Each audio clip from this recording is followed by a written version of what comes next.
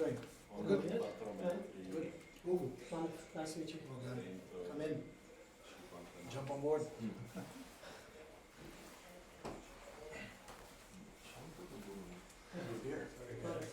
Nice to meet you. Mani. Manu. Jay. Good. Oh, hello. Alessandro. Hi. Hi. Nice to meet you. Okay, we're almost there. I hear sound. Yeah, that's that. Yeah, that's that one. Alright, I'm gonna mute this.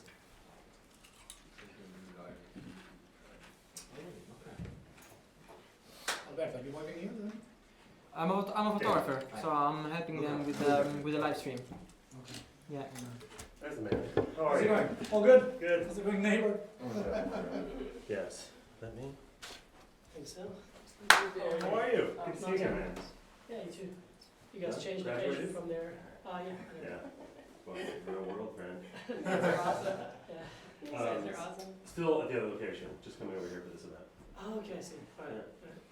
See, when you are a member at WeWork, you're at every WeWork around the world. It's like wherever you want to be, that's where you are. You good? Thing is, I live like opposite to the other building, so I left at like 5 before, and I was like, wait, it's actually not this location. Oh no. And then I biked here real quick.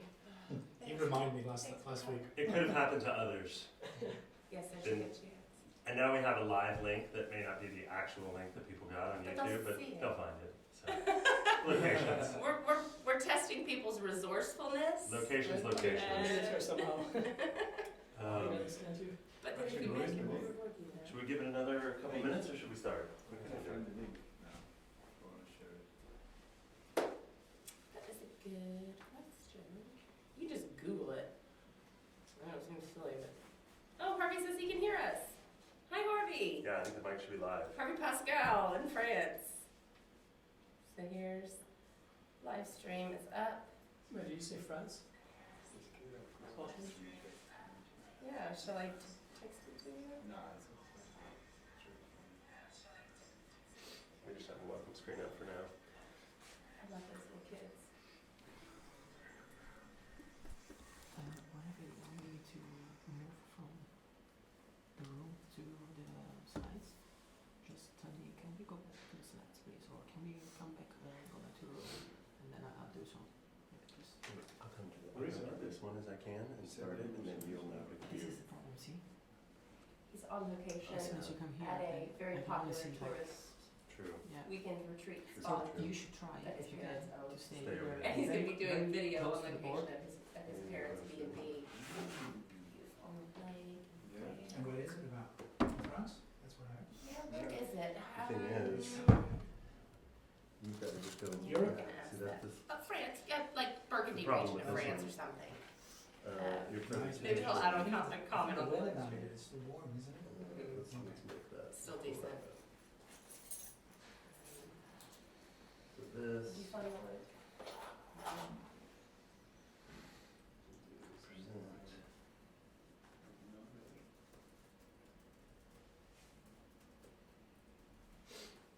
Can't think of any other way. This one is not connected to the screen, so I still have to use that one.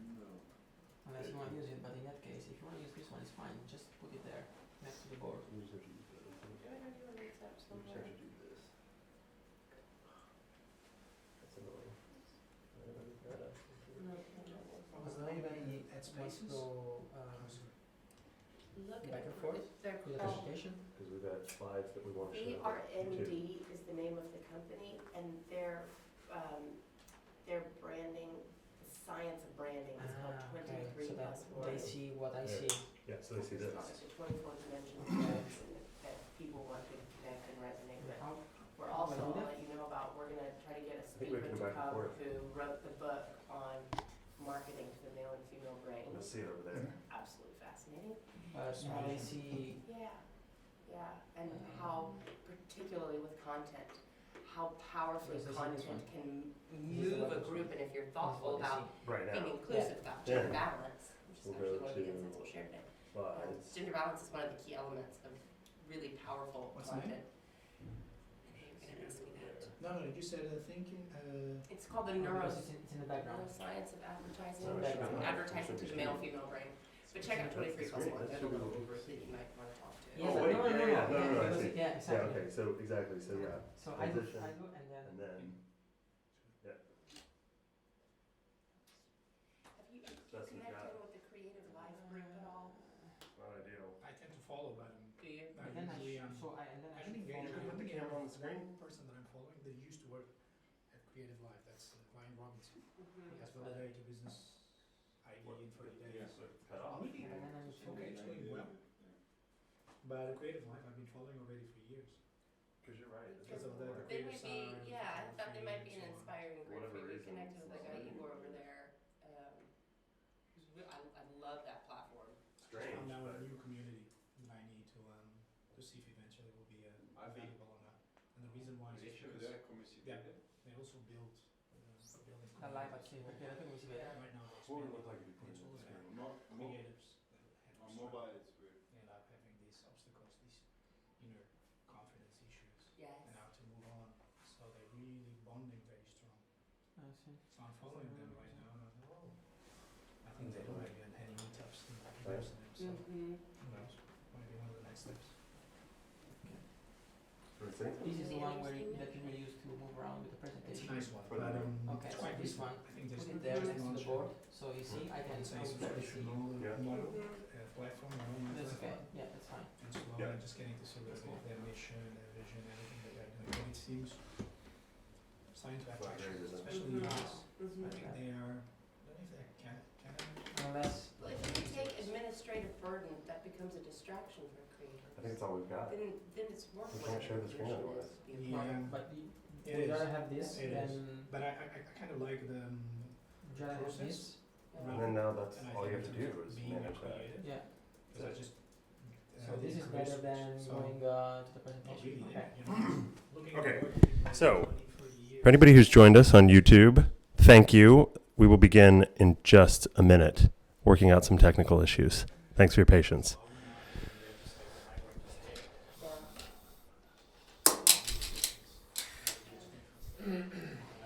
Yeah. So just remember, never come here. Yeah. I think that's what we're gonna have to do. You have to point the camera on the screen and the audience now. He's a master of Hasselblad. Yeah. One of the competitions, Mm-hmm. and it's just like Hall of Fame. I had a chance to assist Celebrity. him. I had a chance to assist him, especially in the local market where he is. He does all the celebrities. Has a good portfolio. It's out. What else could he do, especially? Well, then the design thinking question becomes, how might you use that? Hmm. Hmm. I think it's Yeah, we'll test that from there. The right doors and get all the notes. Yeah. That's how And Uber then started. you have to figure out, you have to pivot a little bit. I'm doing something from What do you want to pivot and to what degree? I think it needs to be a little bit in line with what he's already doing. It's Mhm. a lot of commercial fashion advertising, so Mm-hmm. when you really knock at companies that are a little bit just below the top ones, Even that has a whole spectrum. it is, but you need to look at his portfolio and see exactly, because he had a chance to work a little bit on his, some personal projects, looking at a little bit some of the products that he's photographing, and I said, you know, let's knock at the big ones, let them say no, we'll have the middle players. Yeah. It's gonna be the next ones really coming up soon, Yeah. and then GrowFac, Mhm. That's exactly what we're up to. We're not. GrowFac, and then you You go. gotta get a little started. You gotta get Yeah, but something that's the thing, going. but it becomes, the conversation becomes interesting, because then you have a good visual storyteller next to you, and then at the same time, how are you going to promote his work, that he's co-branding Yeah. with these companies, and Yeah. then they'll be listening, because you're not just gonna say, well, we're gonna take pictures of you and then launch your next campaign, we wanna grow you 300% or whatever, Mm-hmm. specifics. When Mm-hmm. you look at the leading metrics that you've been running from GrowFac, And then you know whether or not you're in the right community. at least you have the right topic to talk about. Mhm. And they'll say, oh, Look here. listen, fabulous. So guys, I think we're gonna get started. I'm gonna Sorry. do one last recruit in the big room and see if we're missing anybody. Do. All right. Right back. All right, we will begin momentarily. This is our first experiment, streaming live. It's So good. this is our intimate test pilot group. Even those of you listening online, you guys can't hear the mic, but they can. Oh, Are you sure? And if you want to ask questions, you guys are hot mic'd over there too. So we've tried to wire this place so that everybody online from an iPad to a phone can hear the room well. Yeah. Yeah. No funny business. This is live streaming. We've got maybe a second delay. So, you know, the cussing, the blue, none of that can be bleeped out. Mounting all the pressure right now. This feels like, oh. And it's so funny. We didn't have no script. No script. We don't even have a script.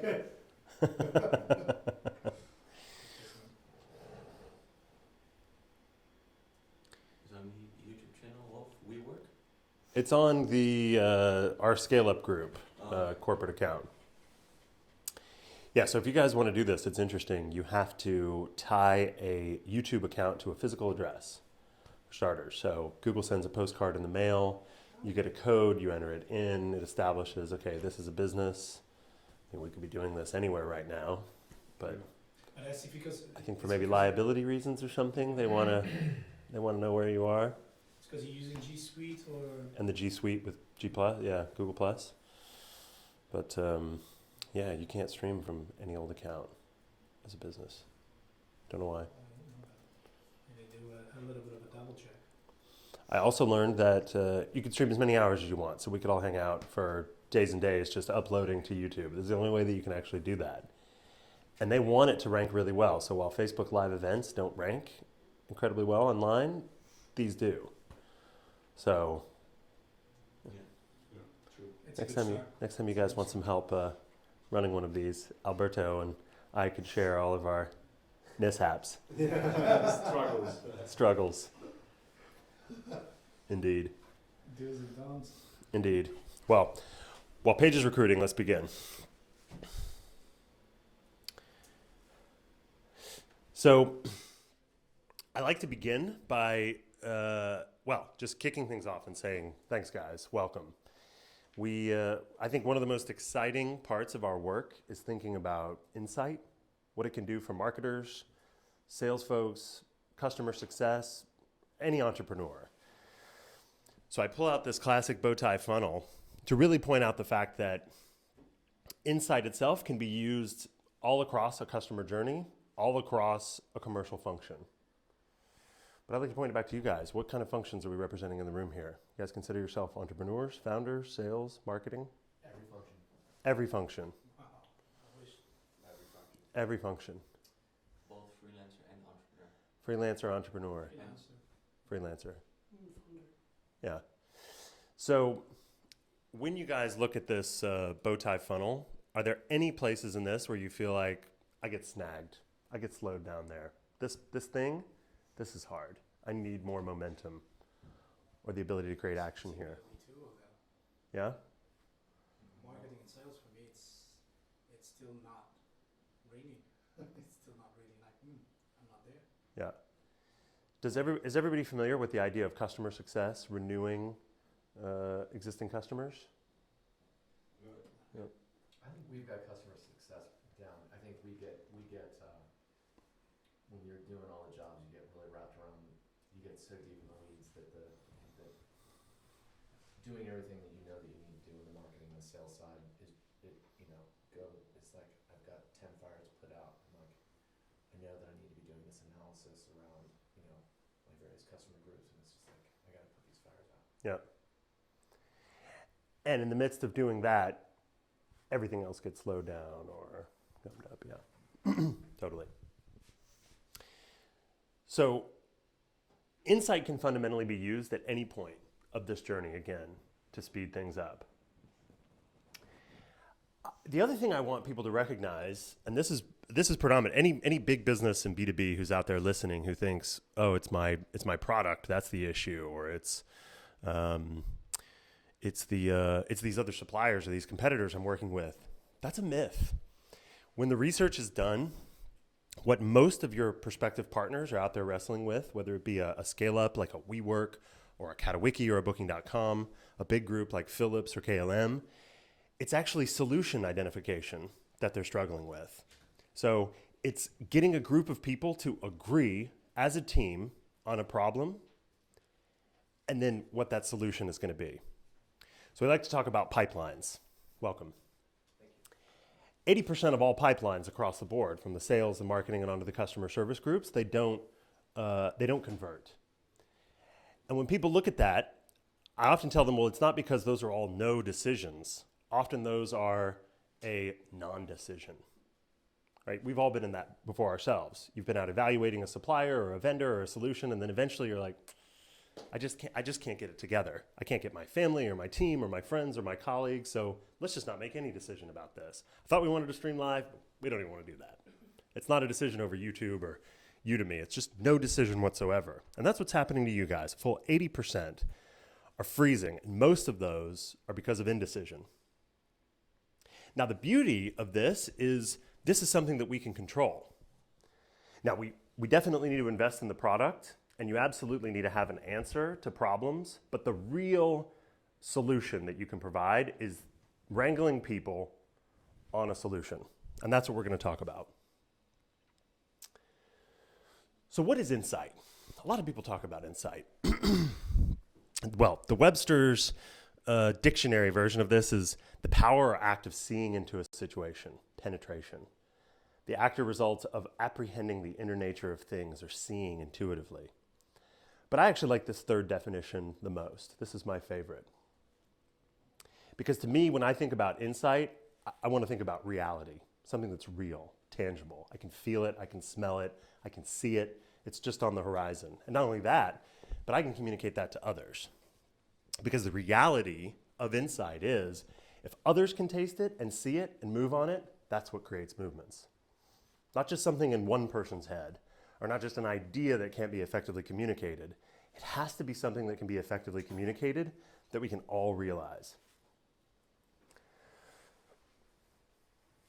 So to put this into real context for you guys, there's data, right? The ones and zeros, the bits out there. There's analysis. Insight's this funny creature that's kind of like deep analysis, but wrapped up in story. You know, it's this left brain and this right brain working in unison. And the easiest way I want you to think about it is you'll know it when it incites someone to action. It literally creates a fire underneath someone's seat. That's real insight. And if it doesn't do that, if it doesn't create action, it's missing something. It's still just analysis. Or it's a story, a blind story, not baked in reality whatsoever. But real insight's got both. So let's talk about how that's shown up in history. How many Dutch friends in the room? 1, 2, 3. Almost there. All right, now it was said the other day, we were at the UvA, some graduate students, and we were saying we think we might be in the third Renaissance, maybe a third Dutch golden age. Let's talk about the first one. In the early 1600s, sailors couldn't calculate longitude and latitude, only latitude. So what did they do when they sailed? They used to ride the bank. And this particular journey to get from Amsterdam all the way over to Java took about a year, 12 months. A lot of sailors died. You ran into crazy tsunamis and storms there at the tip of Sri Lanka. And getting your goods, whatever they were, pepper, spices, etc., back, about half of it spoiled on the way. Well, there was this guy named Frederick Brouwer, and he said, well, look, I know we can't calculate longitude, guys, but there's this 40th parallel where there's an endless supply of wind. If we throw our sails out at that, we're literally going to get there in half the time. The catch is we're going to have to find some place out there in the middle of the ocean and take a left. I know that sounds crazy, but if we do that, this is going to work. This is going to be the greatest thing ever. Well, it worked. He found a place. They named it Amsterdam Island, fondly. It is out in the middle of absolute nowhere. And if you missed it, the problem is, guess what? You'd slam right into Australia. And they say that the western part of Australia and Perth is populated by British ships who failed to make this trip. The Batavia, famous Dutch ship, one of the first to crash in Perth. Nobody made it back home. The Tyrrell, a British ship, also crashed. Never made it back home. So the British decided to decline this path for another 30 years, while Dutch ships eventually made this an obligation. 20 years after they started, the Golden Age was born. Half of all the cargo they were able to bring back wasn't spoiled. Almost all the sailors made it alive, and it only took them 6 months to make the trip. That is insight. Let's do another one. The carrot. Anybody know the story of the orange carrot? It's a Dutch invention. You know that? Before the 1700s, all carrots were purple. Now the story goes, in honor of Prince Willem of Oranje, now these botanists, they made it orange, of course. But that didn't happen. He died about 100 years before this invention came around in the early 1700s. And what was interesting is they think what was happening in Hoorn, I believe it was, the town of Hoorn, guys who knew something about tulip breeding were basically breeding these yellow and these white and these other random red carrots that would pop up. They eventually isolated the orange one. It turned out to be the carrot that had the best taste, had all the vitamin C, had the beta carotene, whereas this purple thing tasted like garbage and turned the water purple.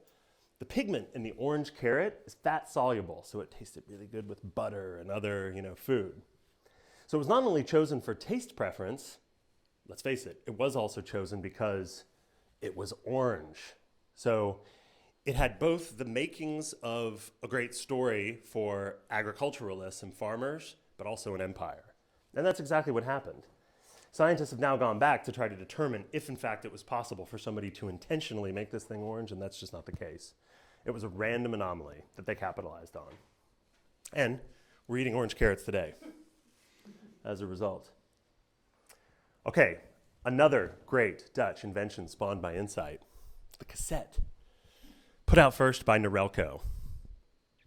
Now, before Norelco in 1962 at the Berlin's World Fair announced that music could be carried around in our pockets, like Steve Jobs giving us an iPhone, they had these things. They were the size of a briefcase in 1958, made in New York City by RCA. Did we all pass around our music and our Rush mixtapes with those? Hell no. And the same thing with this guy. This thing they had made to put in automobiles was very close to what ultimately the Dutch invented. Still not the same thing. Norelco came out with the cassette and it changed an entire industry. It was all because a couple of these lab guys said, you know what? I think we can make this smaller. We have the tech to do it. We have the know-how. But if we do that, we'll be able to plug into consumers. How big could that market be? That's insight. All right, one more. An American story. When Paige and I were in Washington, D.C., we had a couple colleagues that used to love to talk about the moon landing story in terms of trying to talk about purpose and this idea of why. And you guys have probably talked to consultants or counselors who've said, start with a purpose, start with why, and everything will follow, right? I have a client out there who says, we like to start out with a big, hairy, audacious goal, a BHAG. Because if you have a big, hairy, audacious goal, like going to the moon and back in 10 years, all these other creative juices and ideas and things follow. But that's BS. That's a myth. Kennedy wasn't operating under this idea of purpose. He didn't even want to go to the moon. I mean, Russia had beat us with Sputnik 2 years before. Effectively, what happened was a group of scientists, both from Russia and the US, sat this guy down and said, we know all this is possible within about 9.5, 10 years' time. Maybe we can do it in 8. So he used this as an opportunity to pep rally a nation that did, in fact, go to the moon and back safely with a man for the first time. They didn't know they were going to do it, but they had a deep realization that it could be done. And it was that realization that was what made everything possible.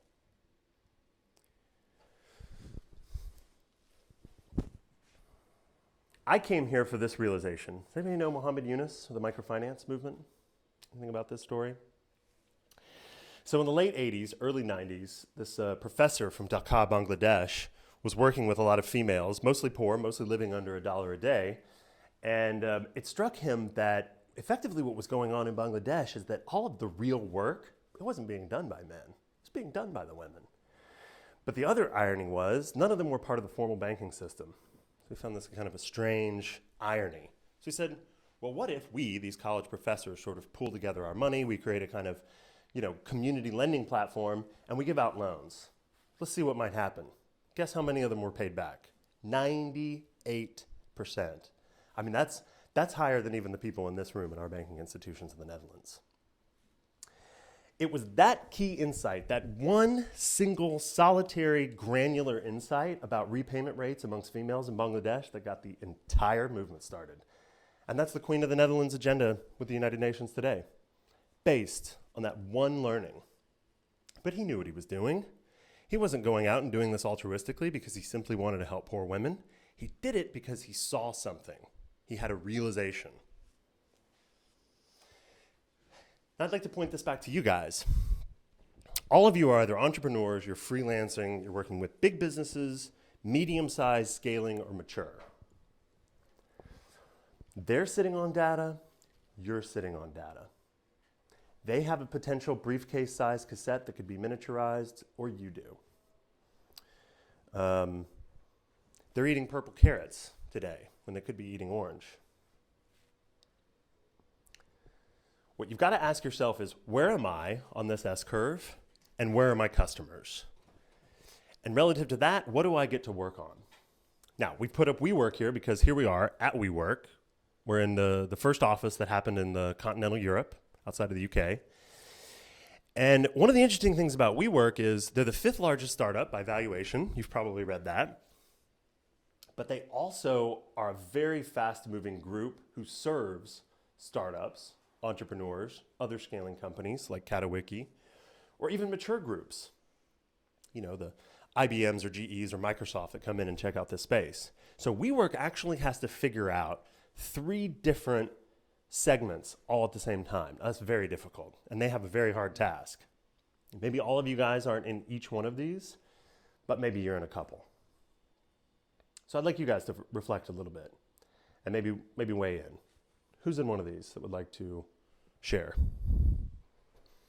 I'll tell you right now, I think if I look at my main product right now, it's more the headshots. I'm definitely on the 3 of those. Yep. I've just been able to take some shots from startups, scale-ups, and also from people that work at big companies. Yeah, I have one of my former colleagues. So start to think about what is it they need? What is it they're working with? What is it they're wrestling with? What is it that if you could do something slightly different, a tweak, an insight, you could open up a possibility for them? We'll come back to this. All right, now, I also want to give you guys just a little bit of exposure to some of the work that we do. One of the things that we train on for a day, multiple days, a whole week is something called the Hero's Journey. We do this across marketing, sales, teams, and customer success. I want to point out the red line. Who's familiar with the rode draad? Yeah? What's the literal sort of definition of the red line, the red thread? I think it's just to demonstrate very much where your strengths lie on, and then at the same time, how can you really, just capitalize on those, so that you really have a little bit of a radar that allows you to tell. It's common too. They say a common thread. The rode draad is it's like, oh, I've seen that before. That's a common. Well, I want to point this out because most of us are engaged in a hero's journey that is sort of incomplete. We spend a lot of time in the known. And what we're going to ask you guys to do is to think about how to use information and story to venture into the unknown, because this is where the magic happens. When you can take people and yourself down a path that you have not 100% control over, nor do they, you end up putting yourself in both a position where you become a trusted advisor to that individual, and they take ownership of that realization, and they create the movement themselves. In the absence of taking people down this more elongated journey into the unknown, this is where you find yourself being pushy or pedantic, or the 80% who doesn't respond to you, that guy or that gal who just black holes or disappears. It was because you spent entirely too much of your time and their time on the known, whether it was their known or whether it was yours, but you didn't fully explore. We talked a little bit about emotions and engagement. Well, one of the things we're going to introduce today is this notion of the left brain and the right brain. Oftentimes, your buyers have a predisposition. They're coming at things from wanting to be very bottom line up front, very Dutch direct, maybe very logical, scientific, mathematical. You probably know clients like this that I'm describing. Or right-brained, very creative, intuitive, interesting. They're into art, music. My creative friends maybe can sympathize with the right brain function. Often we call this the male brain, and we call this the female brain. You may have heard that term before. If you don't fully explore the left and the right functions when it comes to marketing and sales and customer success and engagement, you're engaging in that more lazy or slack hero's journey. Oftentimes what's happening in terms of inaction is a company is getting together with somebody that maybe we both find something interesting, logical to one another, but then that decision maker has to go back into their four walls and talk to somebody else who's right-brained. They can't do it, and you didn't prepare them to do it. So even if you make a great connection with somebody in the moment over the phone, via email, or in that meeting, you still have to push them and push yourself into the other quadrant to ensure that when they go back to their organization, to their partners, or to others, that they're taking this into account. That's this idea behind finding a champion and not just a decision maker. And they say now at a big business, there are about 6.8 stakeholders making decisions now today for companies. Now we're in the Netherlands. They love the Polder model here. And if you've ever been the victim of consensus, you know what slow sales cycles and slow processes feel like. And we, as freelancers and entrepreneurs, we simply can't live by the tyranny of the majority. So one of the ways that you get around that is by applying left and right brain learning, and by applying some of these techniques that we're going to talk about today. So one of the things we want to talk about is insight in the way of distillation, insight in the way of diagnosis, and insight in the way of being directive.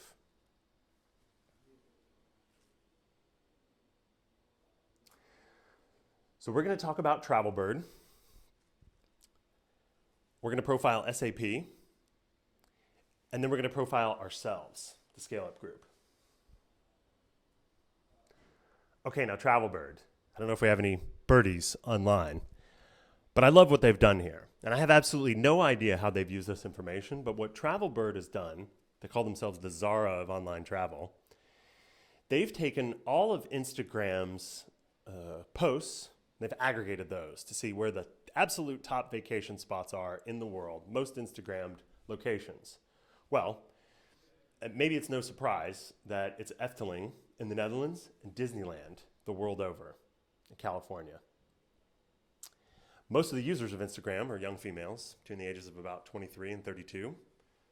And most of the things that young people are taking pictures of are probably amusement places. I certainly wouldn't have picked these destinations, or perhaps the top 5 or 6 underneath them. What's interesting about this is this was unique research. So nobody had done this before Travelbird decided to turn around and do this. I'd ask you guys to think yourself, what's the data that you're sitting on that if you were to aggregate it, it would illuminate something for your customer, your partners? What's data that they have that you could aggregate for them?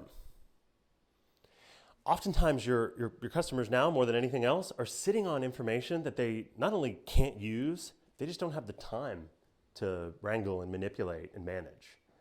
So signing an NDA, getting your hands on these kinds of things, spending a little bit of time on that, gold for marketing. Something like this communicates much more than your own marketing slick.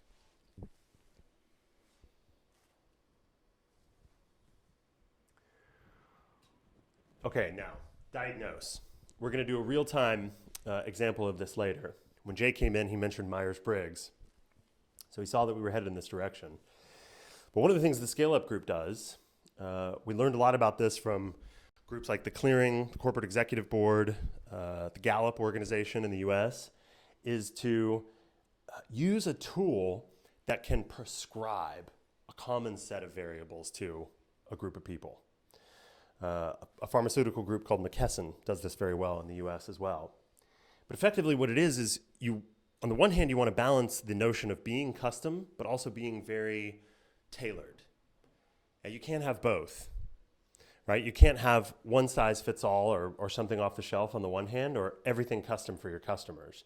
So an incredibly great way to balance that is by having your own diagnosis tool. Again, you guys will be our live guinea pigs, as well as everybody online here in a minute. But what we use this for is because we know that people have different personality types, they have different learning styles. So if I bring a group of salespeople or customer success or marketing people into the room, I not only want them to learn a basic set of principles and processes, I also want to make specific recommendations to somebody who might be very much a right brain or very much a left brain. And I would strongly encourage anybody who thinks you've also got a very human side of your business going on to consider a diagnostic tool, how to build one yourself. We invited the David Allen Company to come over here and to speak. He's got this great book called Getting Things Done. He's also an American, but he lives in Amsterdam now. And David has worked on a kind of diagnostic tool that sort of, it puts you within, it puts people in boxes, as we'll do later. But it puts you in a box and it effectively says, here's what you can do prescriptively to improve your skills. So this is diagnosing. And this is an example of a group that we ran through. I think this was our most recent customer success class. So the people in the room get an idea of where they are. They get an idea of where their peers are. And for us, it's gold. It becomes something we can use to put people in teams and partner. It also becomes something that we can use for managers later for one-on-one coaching. We're even doing this work with WeWork right now. And this is a bit of what it looks like. Do we want to go through any of this now, Paige? We good. Yeah? Do we want to wait until the questions? Let's wait till the question. Yeah. Okay, finally, does everybody know SAP? It's probably my favorite German software company. SAP and my old company worked years ago to go over a sort of insight selling program for their sales executives. And the head of sales there now claims that this is the reason they grow by 30%. I think it has a lot to do with their acquisitions, but we'll go ahead and give the credit to all the sales guys. One of the great and masterful things that SAP does is because they're selling to the biggest of the big, they recognize that they absolutely are dealing with these teams of 6.8 stakeholders sitting around a room just deliberating and pontificating about what they should do next with their software. So SAP doesn't waste any time. They tell people exactly what they need to do. They are directive, like an orchestrator. They host these webinars where they take an expert where every supply chain god in the global industry respects, and they get that guy to tell them how they need to go about the next steps and the next decisions, what product they need to download, what products they need to upload. They've taken directing so far, they even claimed in 2014 that they helped the German national team win the FIFA World Cup because they were doing real-time player analysis for the coaches up in the booth, telling them, well, you should swap Philip Lamb in and out with this guy because he's not matching up as well as he could against this other player based on SAP's real-time insight diagnostics. So this is directing. For any of you guys working with a big business, you absolutely have to think about getting a credible expert, putting together a very specific process, and being as commanding and confident as possible without being pushy with these big businesses. That's the only way you're going to sort in sales cycles. And the average one at this level is at least 3 months. I mean, the best, it's 3 months. So how do you go and you actually partner with some of these, I would call influencers, some of these? Yeah, so look, there are a lot of different options. So the question was, how do you partner with some of these influencers? You'd be surprised. Some of them are willing to do this for free. So when I first came over here to the Netherlands, we hosted an event, and I wanted to get all the customers of this new solution together. So I asked the Ministry of Foreign Affairs in The Hague if they would give us their space, which they said yes. They brought in food and catering and beer, etc. We then needed a kind of a keynote speaker of sorts. So we invited a guy from the SWIFT, like the SWIFT code. Well, they're working on something new that they wanted to announce to a bunch of bankers, so they said, fine, we'll send this guy, again, for free. So then I had this event in The Hague at the Ministry of Foreign Affairs with a keynote speaker from Swift. I was like, damn, that's pretty good for doing all that for free. I think what you have to do is you have to think about where are you in your particular industry? Who stands to gain something from being a part of this themselves?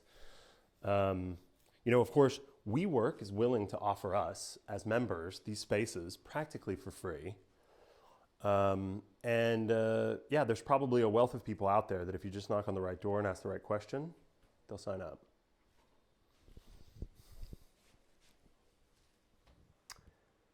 Okay, let's create some real-time analysis ourselves. I'm going to leave this over to my colleague, Paige. For everybody who doesn't know Paige, this is my co-founder. Hey guys and gals, people online, people here. All the instructions are written down. You don't even need me if you can read.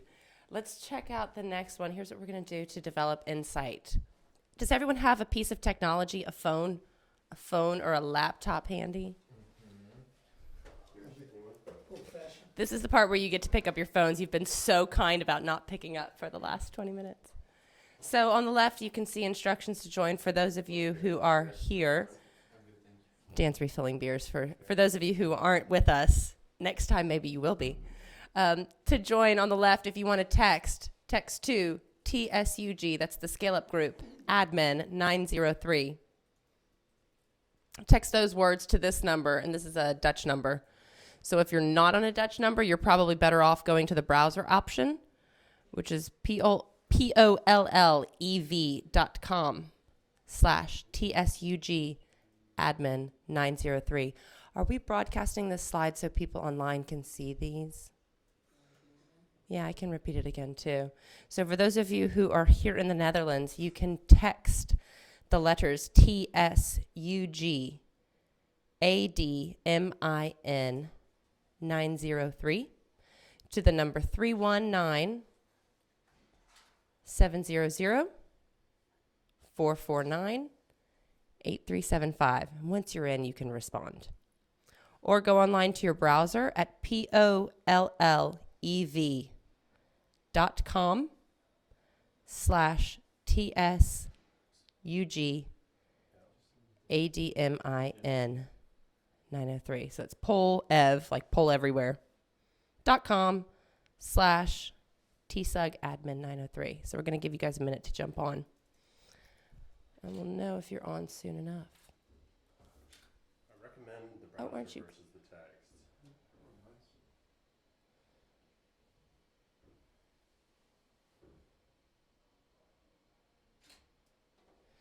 text. People are already voting. And once you're on, you should be able to answer all of the questions. The first question we're going to collect your response to is, if you had to pick, which of these personalities would you find most annoying to talk to? The first one's the Dalai Lama. That's A. B is Angela Merkel. C is Bill Gates. D is Oprah Winfrey. Who would you find most annoying to talk to?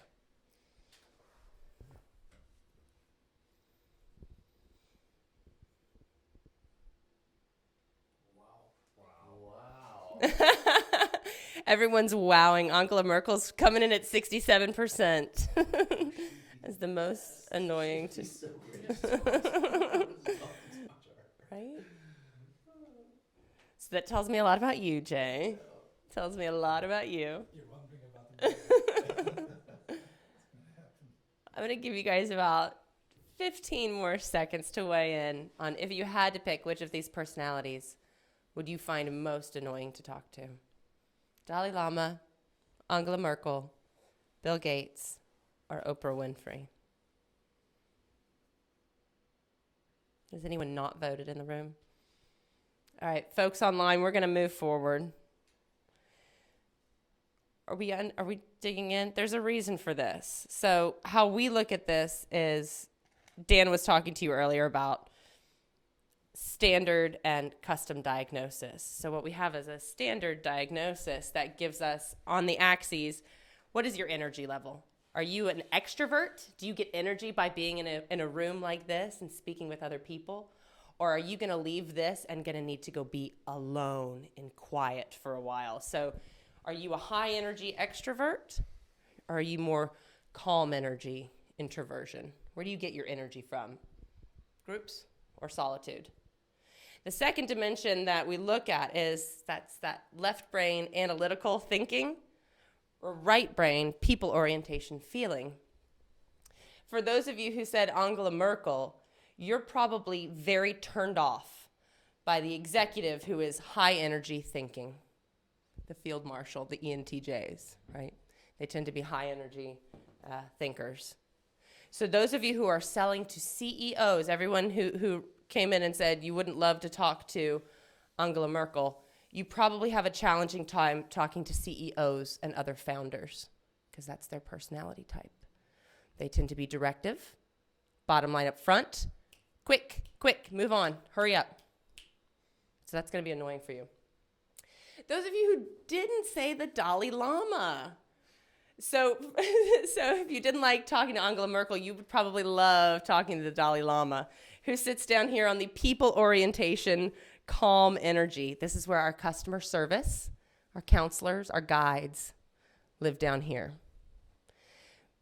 Those of you who said you don't want to talk to Angela Merkel, probably this is your strength. You're very, very good at being customer service and guiding others. Yeah? Bill Gates. Those of you who don't want to talk to Bill Gates, you don't want to talk to the calm energy thinkers.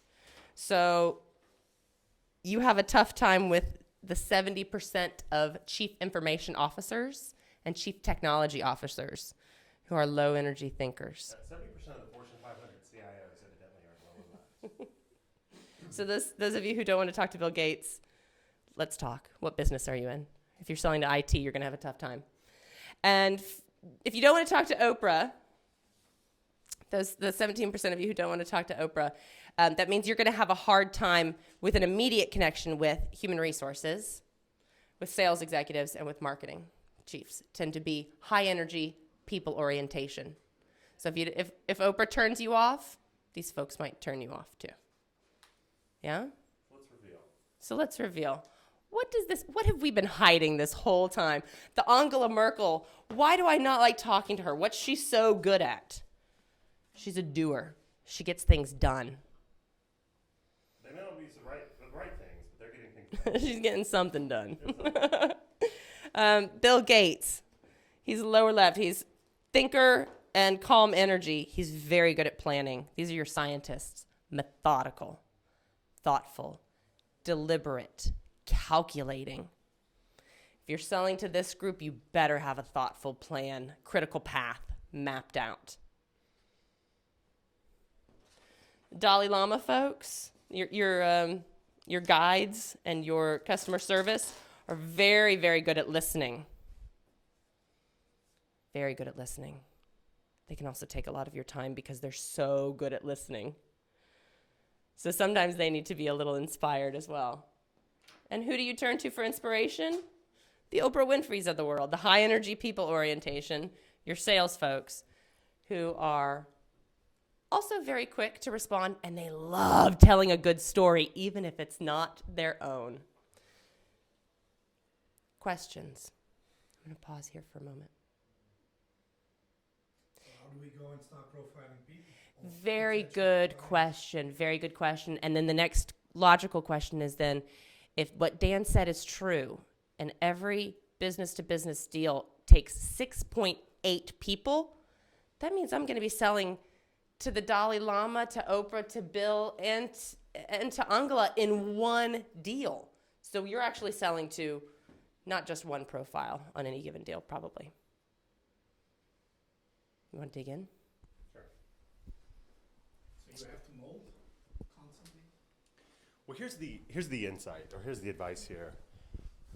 One of the best things that you can do is to read quickly where the person is coming from, to mirror that energy. Let them know that they're being heard, right? So again, going back to my Slack journey and this idea that sometimes you feel pedantic. You're asking too many questions, like a detective showing up to a crime, asking where the bloody head is all the time. What if there's no crime that's been committed? Or you're the pushy person with your own agenda that's not necessarily listening to the other guy and you come off as just the same jerk. So what you want to do is you want to mirror their own energy. Find out where they're coming from. Are they coming from a data and a fact orientation, or are they telling these crazy stories? So, well, I'll tell you guys. Some of the WeWorkers, like Ebby, Nikos, Helen, we know those three. They are very much your inspiring storyteller. They can talk to you all day. And you can see them coming a mile away. Their manager just got done telling me that they have the longest time on their one-on-ones because they really want to be empathetic. They really want those stories to be heard. Whereas these types, this is the guy who's like, what are the details? What are the facts? When's it going to happen? Bottom line up front. Don't make the mistake of telling a long-winded story to the bottom line up front person and vice versa. Mirror that energy, but recognize the fact that very doing, planning-oriented Angela Merkel may have to turn around and sell a load of Gandhis when she goes back into her organization, or Dalai Lamas. So you also have to coach that person on something that may be uncomfortable for them. That can be difficult. Because what you do effectively is you have to probe into terrain that they may not like, going over numbers. I mean, how many people have a friend who hates doing the budget, hates doing their taxes, hates doing their accounting work? It has to be done. Just because you don't like doing it doesn't mean we can't talk about the money, the math. And the same is true about a good story. So you may not like the deep, emotional, colorful, long-winded, by-name story that I'm going to tell, but I can promise you if you don't hone those, you won't capture people's hearts at the end of the day when they go back to their companies. So mirror and then flex. You'll hear it too. So some of the language that you'll hear is the high energy extroverts tend to use the language of we. Yep. You'll hear a leader say, well, this is what we need to do. This is our problem that we're dealing with. Whereas the calm introverts tend to use I language. My opinion. Yeah, in my humble opinion. Yeah. Although we have humble opinions when we're high energy too. That's a subtle thing you can hear. And it's actually good to know if somebody is saying I, you're often on the wrong topic. I would recommend you move on. Because unless you're working with another freelancer, I has no currency back at home in the organization where they're trying to convince others of something. So if you're dealing with an I issue, figure out a way to flip it at a company level into a we issue. You'll also hear, very easy way to remember this is if somebody says, I think, left. I love, I feel, I desire. I'm worried. Yeah. Feelings. You'll hear the feelings and the thoughts. Yeah. Shall we do our next poll? Okay. Moving on from this one, we're going to take another poll.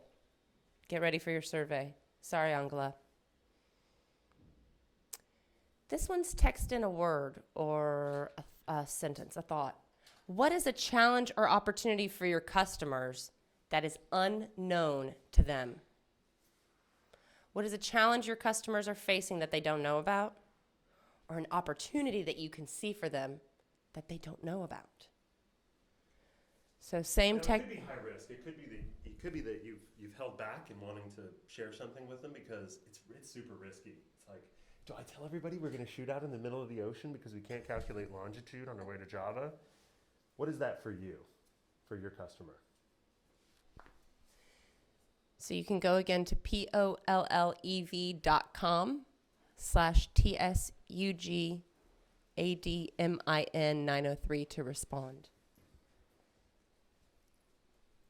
What is a challenge or opportunity for your customers that is unknown to them?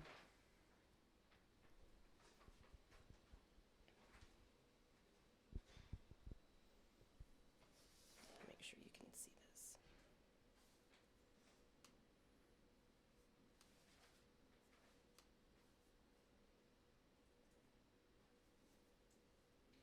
And this can be interpreted as potential customers.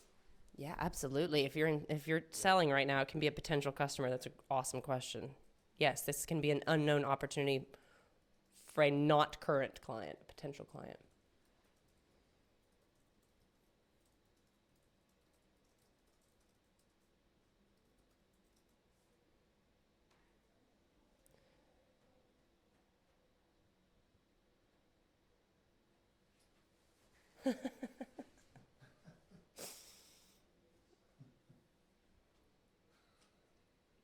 So, see, that's memorable.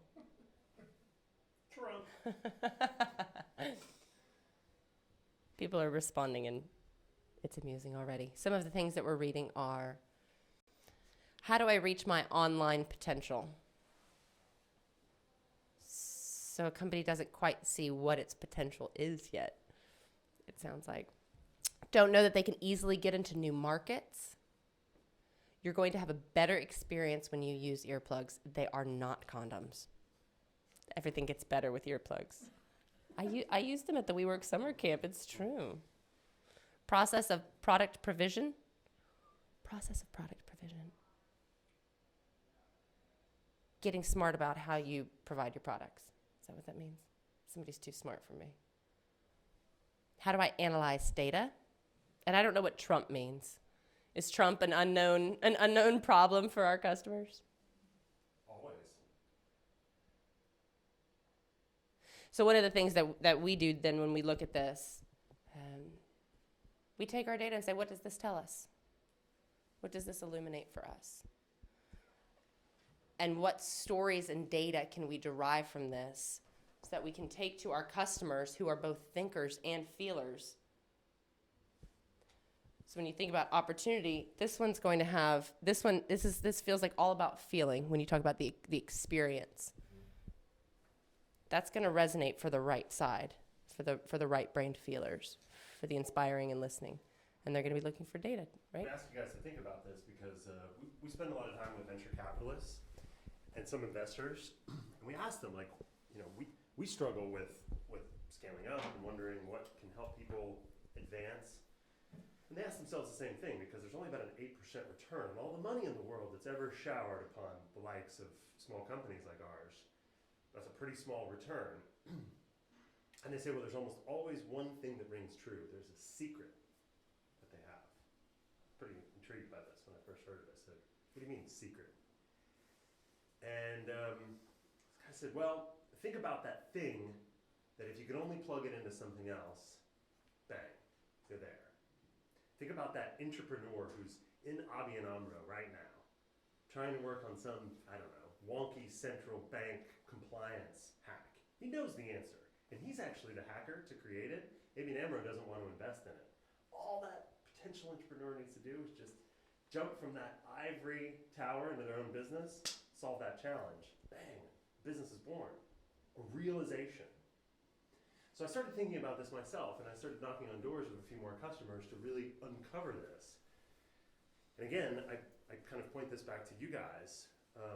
Everybody's sitting on something like this. Everybody's sitting on a secret that if you just whispered it into the ear of a vendor, of a client, of an investor, action would happen, mobilization would happen.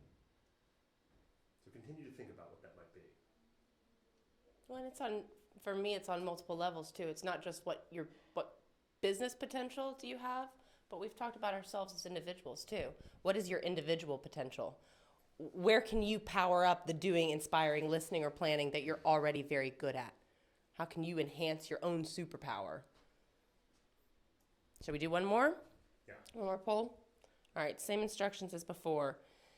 This one's a rather provocative question. On a scale of 0 to 10, how would you describe your average customer's overall energy? So 0 is 0. I'm thinking 1 is really slow and lazy. If you think about how you put deals together, how you work with your partners, they seem really slow and lazy. They're lethargic. Midway at 5, they're assertive and expedient. They move quickly. They move at the right pace. Then when you get at 9 and 10, then they're getting frenetic and maybe even hostile, maybe angry. They're almost agitated. Things move too quickly. It's too expedient. So on a scale of 0 to 10, how would you describe your average customer's overall energy?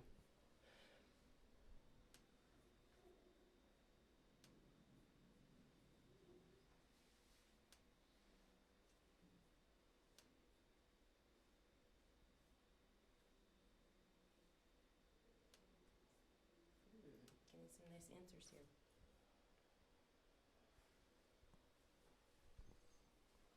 This one will be really fun to pair side by side with the Angela Merkel too. So we've got some numbers coming in. We're averaging about 5.5, maybe a little 5.75. On average, most of you all feel that your teams are assertive and expedient, maybe just slightly slower. That's right where you want to be. Like It's a good place, right?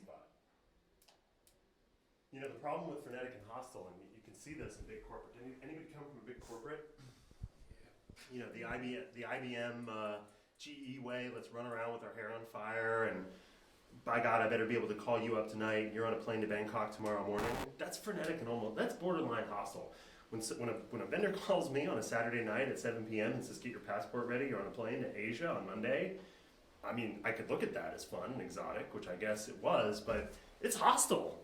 On the other hand, right? That's making a quick demand. On the other hand, you also find the equivalent where you have a lot of people sort of out there, they're sniffing around, they might be kicking the tires, as they say, but fundamentally they're simply very slow.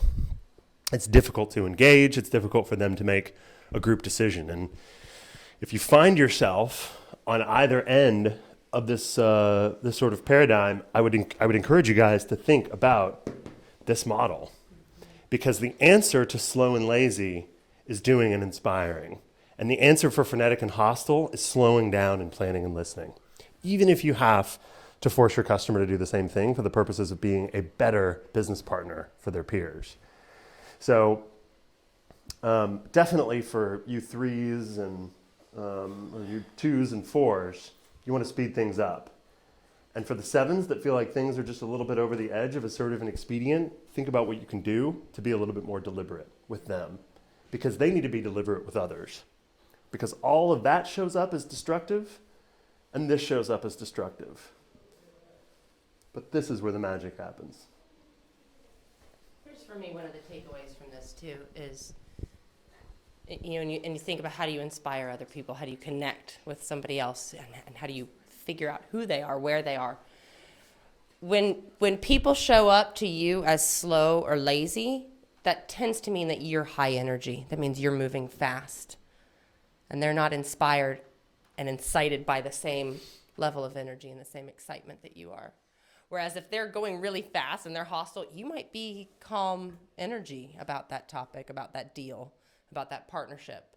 So when Angela Merkel showed up as a very unpopular person to speak with, politics aside, that tells me most of the people in this room are either in the middle, ambiverts, or rather introverted way of thinking. So that it makes sense then that people aren't showing up slow and lazy to most of the folks in this room and online. Things are moving at a good pace for most of you. Keep in mind that if someone's slow and lazy to you, you're probably fast and aggressive to them. You might be showing up as hostile to them or pushy. Yeah? Okay. We have homework. Should you choose to accept it? Should you choose to accept it? And I love this question too about what data are you sitting on? Because the notion even with Travelbird's Instagram search, for example, you don't even have to have the data. There's so much data online that you can get access to. So the question is, when you think about your customers and what is unknown to them, what are the unknown opportunities that you might be able to be a part of helping solve for them, what can you help diagnose that would illuminate something for them, that would help them know and better understand the opportunity or the challenge? What is it that you could distill? What data could you put in front of them that would make them say, oh, I didn't know that? Or how might you direct them? What actions could you direct with a set of data to advise them toward that opportunity or away from that challenge? So is there anything that jumps out for you as, oh, I've got to have a diagnosis, or I've got to be able to distill this data? You're having something. No, I was just thinking about what is the data that we need, and I think that the biggest opportunity for us is that they just passed the over-the-counter hearing aid act. So, in 18 months, you you're going to be able to buy a hearing aid at a drugstore. And people who make earbuds that connect to your phone, they're going to be able to call them hearing aids. So the entire hearing aid audiology market is going to get turned on its head in the next 18 months. And we are in a fantastic position to, I mean, we've got 100,000 people that we've got addresses, email addresses for, that like our product, and probably have parents that have hearing loss. And so, it's more about, I was just putting in my head, it's like, we need to be going out to every single one of our customers and saying like, okay, I will send you a free pair of replacement earplugs, just pay for the shipping and handling, if you will please answer these 10 questions about like either the person in your life that needs that is hard of hearing, and like what are the why are they not acting on that, or what are the things that are really working for them, or whatever. So I think for me that this is more about like, okay, I just need to go out and go get that data. I don't know that, because that's just a really expedient way of doing it. Collecting your own data. Collecting your own data, going out to your customer base and getting your own data.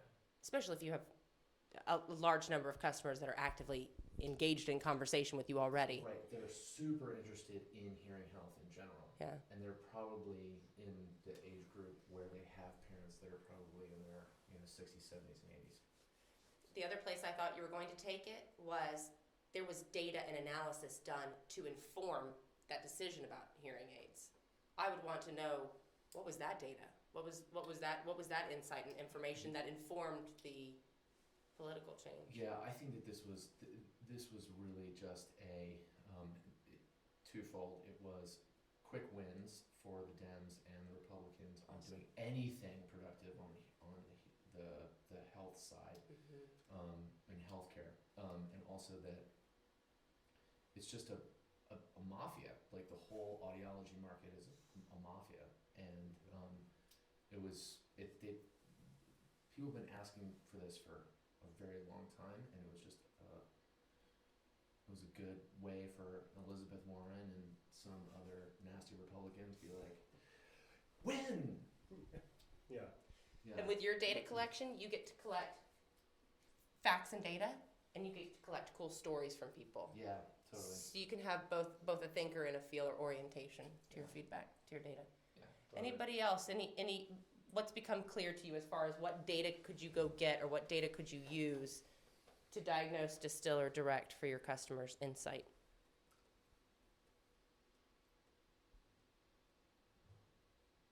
Well, specifically, I had a new idea. In acquiring new customers, I sell online marketing services. So what I could do is actually see the spending of their competitors, show it to them, they're spending this, so you're behind, right? Spend with the return. So in ad spend, Yeah. I could calculate what the ad spend is of their competitors, Yeah. and then tell them like, that's my diagnosis. If you compare it with yourself, you are leaving money on the table. So that's a new idea that I could include in my proposal to acquire new customers. I would want to know, and just, you Yeah. know, I'm coming from right here. Yeah. I would want to know not just what did they spend, what did they get for that spend Yeah, that that's I'm not getting. That's a Because good question. then I've got FOMO. If they're getting better ad returns, if they're getting better return on their ad spend, But what that's could I be very doing hard. better? How can I do that? Very Oh, hard. how might you do that? It's gonna get illegal, but We won't go there. We won't go there. That's a good one, though. I mean, That is a good one. that's a black box to most of us business people. I mean, I was the chief marketing officer of this microfinance group. I spent $120,000 a year on AdWords alone before all the other vendor fees. It was a black box. Now that I'm doing it myself, Yeah. I'm going in and tagging, and I'm doing SEM, I'm doing SEO, I'm learning about it myself. yeah. it's already very clear to me what could have been done in the past. You know what I mean? That wasn't.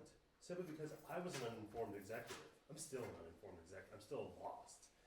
But I'm learning, you know, and guys like you are helping us out. I think this space, this online marketing, digital marketing space, it's so new, it's so untouched. I mean, as touched as it may seem, it's still just the early days. Well, and it's the notion that it's unknown to the people who aren't experts. So That's you- in that unknown area of the hero's There's journey. so much room, to grow and improve on competing with everybody else. Still. Yeah. And just shine a light, like what you're doing is just shining a light on some piece of information that when someone sees it, they say, wait a second. Right. But an executive, I don't know if he wants to know a lot. They just want to know what's the return, and that's it, right? Not overwhelm him, but. Although a lot of the chief marketing officers are going to be over here. So they're less bottom line up front. They're more oriented to what's the cool story I get to tell about this. That's true. I'm speaking at a conference next week. I want to be able, now I need some data to back it up, certainly. I need to be able to be analytical about it. But I've got to tell a very powerful and engaging story. So you want to blend both. That's a good one. Any other questions or insights to share? I chat live with 4 watching. I've realized I'm a legal consultant, so usually when people think of legal, think of it in a negative way of if something happens, I go to the lawyer, I go to the legal consultant. What I realized the last year, I've been, let's say, working for myself for 2 years. What I realized is, first of all, it's not doable for me to wait for people who have problems to actually come to me, so what I can do for them. So I started to market my services towards being positive towards legal. If you make your things, structure your business in the best way, can be strategically good for yourself in the future.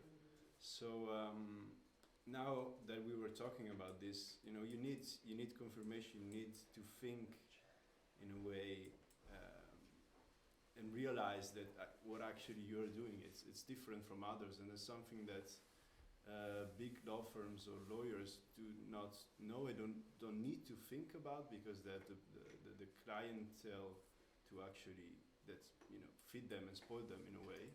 But if you are a starter in this really I think exciting market, you then realize you can bring something different, a different vibe to your clients and different services to your clients that are not just if I need it I go, but just going with your proposition and helping them to actually avoid issues in the future or make their business grow. And I think there's got to be data that it sounds like you want to be able to direct people.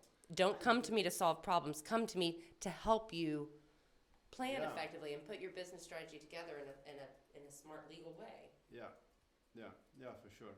And the data I have is just by talking to people and seeing what the reaction is when I say I'm a legal consultant. It would be like, oh, okay, yeah, I will contact you if I have an issue, right, or whatever. And then when we start talking about it, about their business, then I figure out, oh, okay, well, you don't have an employment agreement set up well, so that's why your frustration comes, right? There's no trust between you and your employees. What's the reason why? It's because they don't trust the agreements between each other, or between partners, or their business itself. They feel like it's not structured in a safe way, so they think, okay, well, hopefully nothing will happen, and if it will happen, I will spend a lot of money on lawyers, but I will take it day by day. Yeah. Most people hope they won't have to hire you. Yeah, for sure. That's a tricky Instead of position like to being, be in. instead of being, So you could help me avoid a lot of pain in the future.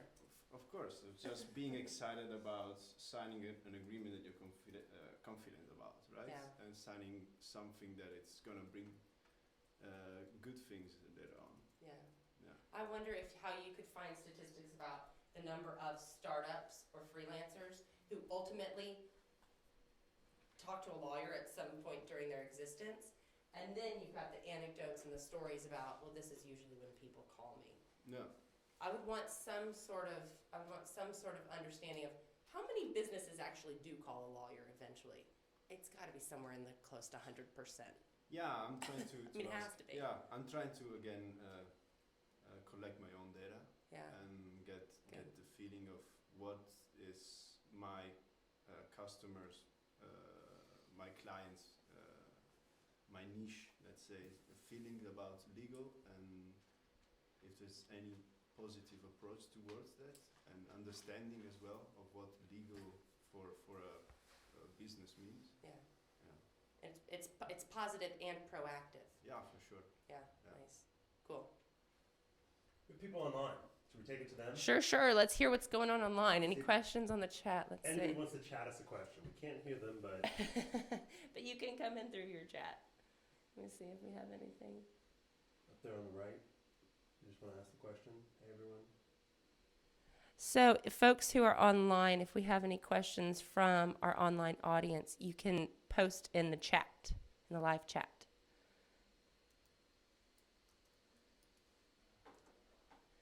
Okay, we'll wait on them. Yeah. Anyone else? Diagnose, distill, direct, thoughts, ideas?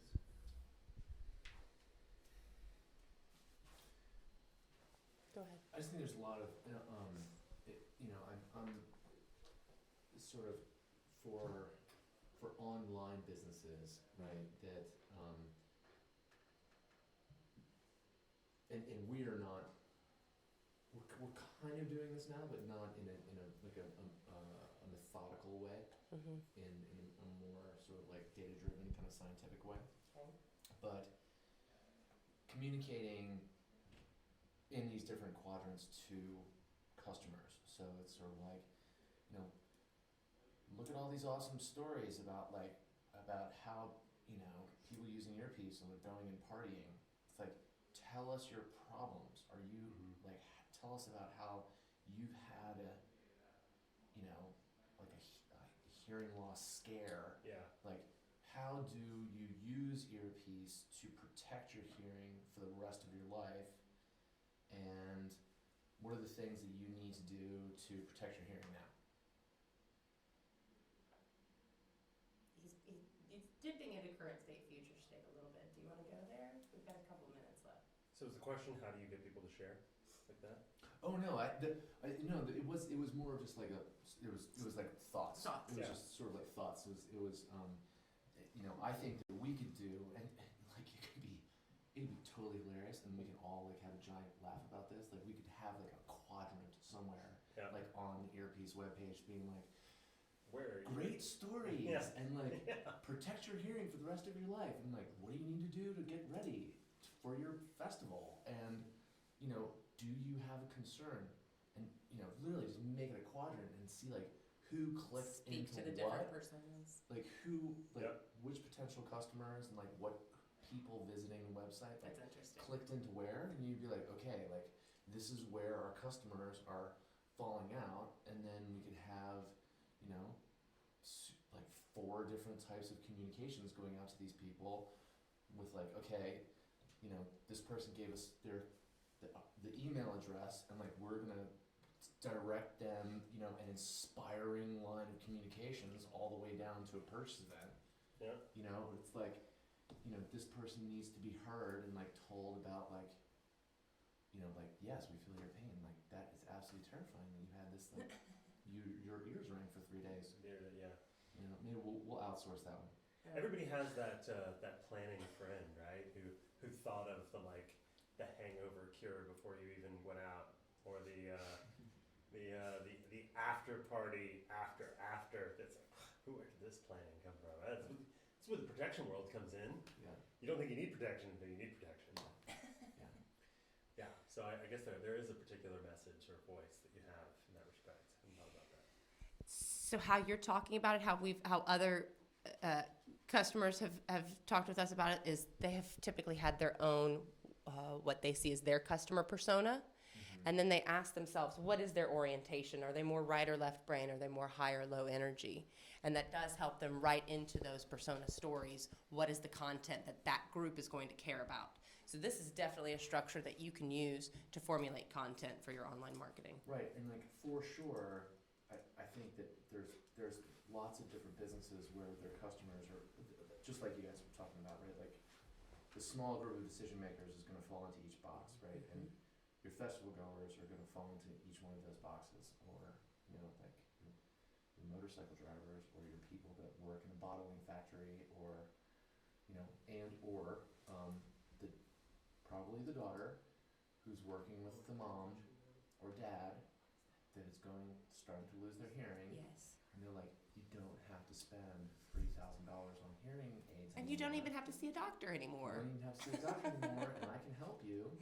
And you know, here's a cool story about people that did it, and like, if you want to talk to them, here you can do that. And like, this is why you should this is why you should do this, because like, as you age, you need to be able to hear, or you're going to regress, and it's like one key indicator of like dementia and like all of these other things. And you're actually doing something. You're not just Yeah. sitting around like letting age kill you. Yeah. Yeah, you're adding analytics into it too. Thanks, guys. We're getting ready to wrap here in just a moment. We made you a promise before you came, for those of you who saw the detail. Do you want to wrap this with the brow wrap? Yeah. Good.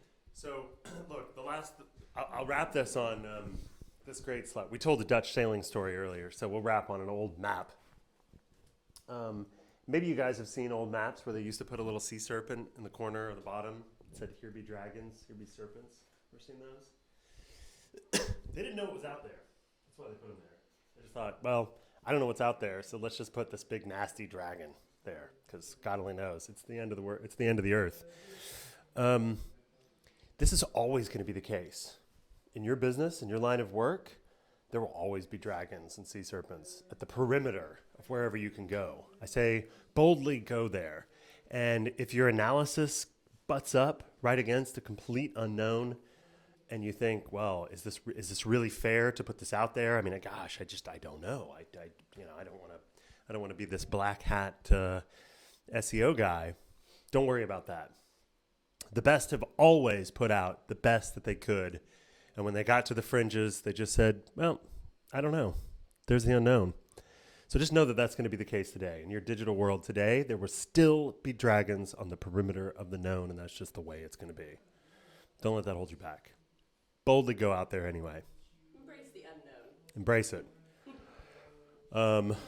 We'll give you guys this presentation afterwards, but there have been questions of what's the difference between this training versus traditional. We've listed that on this slide, although it's gotten cut off. And then finally, we have a discounted personal assessment and coaching for $200. What we would do is we'd run you guys through your own personal 30-some questions. How many questions in the diagnostic? Something like that. With a 1-hour coaching session from us to go over your specific strength, your specific area of improvement. We call that your shadow. And recommendations for what you guys could do next. And if you don't want to take the full assessment, there's a free one on our website as well to get your own commercial profile and tips. Otherwise, look, stay in touch. In addition to that coaching one-on-one, we've also got classes that we run. We do these events. We're going to continue to do these live events in places like Vitringschans or Metropole once a month. So join us, participate, ask questions, scale from the start, get out there with your insight, change the world, and thanks, guys, for coming. And thanks to the 4 people still online watching us. We will be ending and drinking beer now, so you guys will just have to virtually enjoy. Thanks.